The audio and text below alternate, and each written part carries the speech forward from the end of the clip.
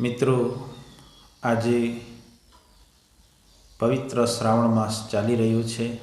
સુંદર મજાનો શ્રાવણ માસની શરૂઆત થઈ છે. શ્રાવણ માસ એટલે ભક્તિ કરવાનો અને આધ્યાત્મિક જગત માટે ખૂબ જ સારામાં સારો મહિનો એટલે શ્રાવણ માસ છે.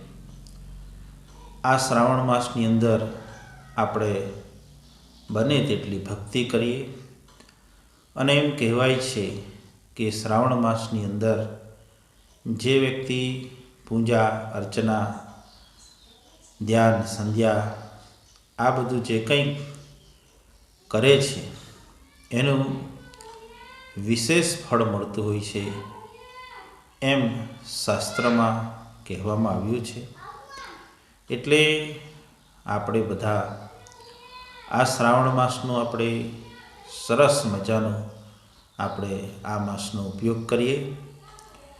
મિત્રો, આજનો આપણો વિષય છે સર્વ દુઃખના કારણો. મિત્રો, આ મનુષ્ય અવતારની અંદર અનેક પ્રકારના દુઃખોથી માણસ ઘેરાયેલો હોય છે. કોઈના કોઈ દુઃખ આપણા જીવનમાં હોય જ છે.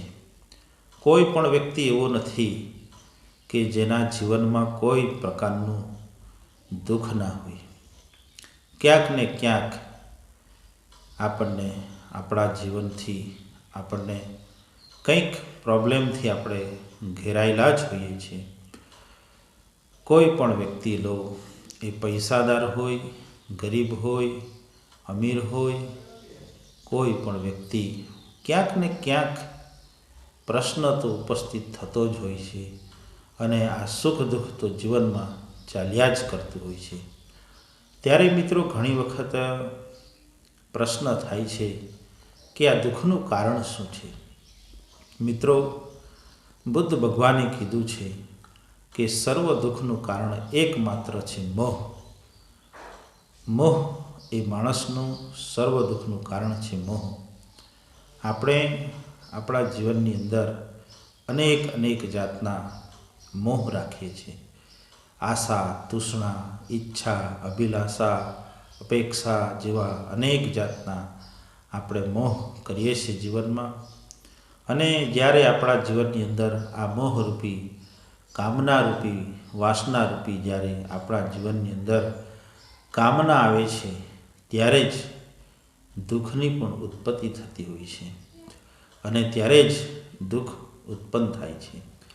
એટલે આપણે જો જીવનની અંદર આપણે સર્વ કામના ત્યજી દઈએ. ગીતામાં ભગવાને કીધું છે કે સર્વ કામના જેના મનમાંથી ત્યજી દે છે એ ભક્ત પરમ સુખને પામે છે. મનની અંદર જે અનેક પ્રકારની કામનાઓ લઈને આપણું મન ઘૂમતું હોય છે, ફરતું હોય છે.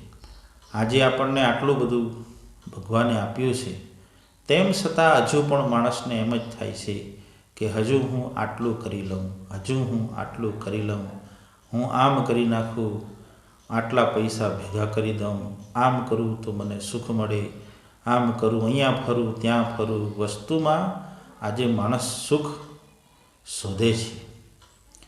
માણસ સુખ શોધવા માટે પૈસા ખર્ચે છે, ફરે છે, ખર્ચાઓ કરે છે, તેમ છતાં એને સુખ મળતું નથી. કારણ કે આ કામનાના કારણે, સુખની દોટના કારણે પછી છેવટે દુઃખી થાય છે. મિત્રો, સુખ એ બહારની વસ્તુ નથી. સુખ એ આપણા અંદરની જ વસ્તુ છે. સુખ ક્યાંય બહાર નથી. એમ કહેવાય છે કે આપણો આત્મા એ સુખ સ્વરૂપ છે, આનંદ સ્વરૂપ છે. અને એ આનંદ સ્વરૂપ આત્માને આપણે ભૂલી જઈએ છીએ અને બહારના સુખો, ભૌતિક સુખો પાછળ આપણે પડીએ છીએ અને સરવાળે આપણે દુઃખી થતા હોઈએ છીએ. મિત્રો, સુખને બહાર શોધવાની જરૂર નથી. સુખ આપણી અંદર જ છે. મિત્રો, આપણી અંદર જ સમાયેલું સુખ છે. એમ કહેવામાં આવે છે कि चकमक में आग छुपी है, तिल में तेल छुपा है, तेरा साया तुझ में छुपा है, તું જાગ શકે તો જાગ. તારી અંદર જ સુખનો સાગર આત્મા છુપાયેલો છે. એ આત્માને તું ઢંઢોળ, તને પરમ સુખની પ્રાપ્તિ થશે. પણ આપણે આ કામનાઓની પાછળ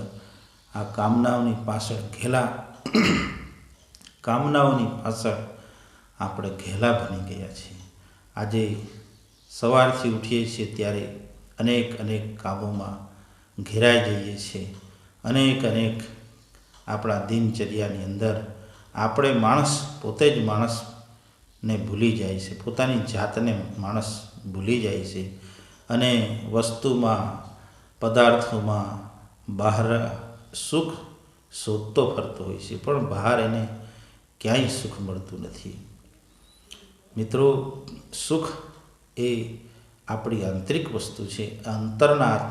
અંતરના આત્માની અંદર જ છુપાયેલું હતું, પણ આપણે શોધવામાં આપણી આખી જિંદગી સુખની પાછળ, પૈસાની પાછળ, ધનની પાછળ આપણે આખી જિંદગી આપણે ખર્ચી નાખી અને છેવટે સુખ મળતું નથી.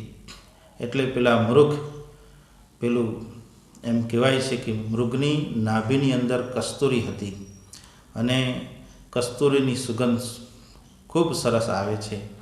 એટલે પેલું કસ્તુરી મૃગ, આપણે વાર્તા સાંભળી હશે કે એને નાભીની અંદર જ કસ્તુરી હતી, પણ એ અહીં તહીં ભટકે છે કે આ સુગંધ ક્યાંથી આવે છે, આમ ફરે છે, તેમ ફરે છે, પણ એને સુગંધ મળતી નથી.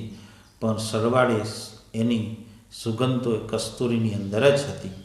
તેમ માણસના જીવનની અંદર સુખ એની પાસે જ હતું, પણ એ સુખ શોધવા માટે અન્ય પદાર્થોનો સહારો લે છે, પણ એ પદાર્થો પણ એમને સુખી કરી શકતા નથી.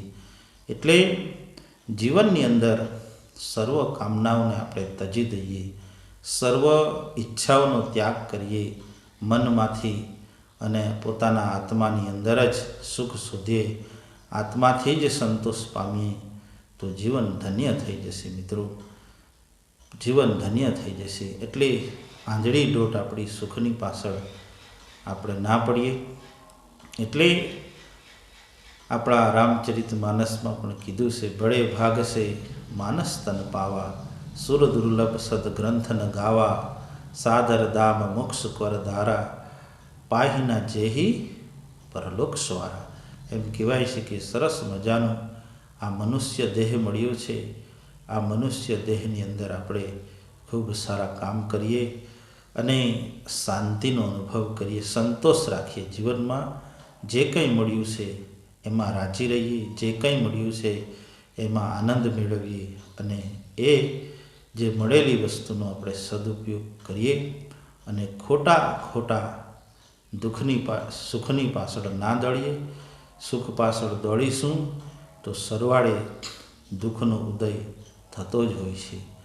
એટલે મારા યુવાન ભાઈ બહેનો, મારા શ્રોતા મિત્રો, સુખ આપણી અંદર જ છે. સુખને આપણે ક્યાંય બહારના પદાર્થોમાં, બહારની વસ્તુઓમાં કે બહારના ક્રિયાકર્મોમાં આપણે જોવાનું નથી. પણ ઘૂંઘટ કા પલ ખોલ રે તુજે પિયા મિલેગા. તારી અંદર જ સુખનો સાગર છલકાઈ ગયેલો છે. તારું આત્મા, એ આત્માના ઉપર જે કાળમસ જામી ગયા છે, કામ, ક્રોધ, લોભ અને મોહના જે કાળમસ રૂપી જે મેલ જામી ગયો છે, એ મેલને આપણે હટાવીએ તો આત્માનો પ્રકાશ આપણને જરૂર મળશે. અને આત્માનો તેજ જ્યારે પ્રગટે છે ત્યારે પરમાત્મા પણ આપણને ઓળખાઈ જાય છે. એટલે જેમ બને તેમ આપણે મન કર્મથી પવિત્ર બનીએ. ત્યારે મિત્રો, આ મારા વિડીયોનો ઉદ્દેશ એક જ હતો કે દુઃખના કારણો શું? દુઃખનું કારણ છે કામના, વાસના, ઈચ્છા, આશા, તૃષ્ણા. એ જ્યારે જીવનમાં આવે છે ત્યારે જ દુઃખનો ઉદય થતો હોય છે. ત્યારે આ સાથે મિત્રો, આપ સૌને આ પવિત્ર શ્રાવણ માસની શુભકામના પાઠવું છું અને આજનો મારો સત્સંગ અહીં પૂર્ણ કરું છું. ત્યાં સુધી મને રજા આપો. અસ્તુ. જય હિન્દ, જય ભારત.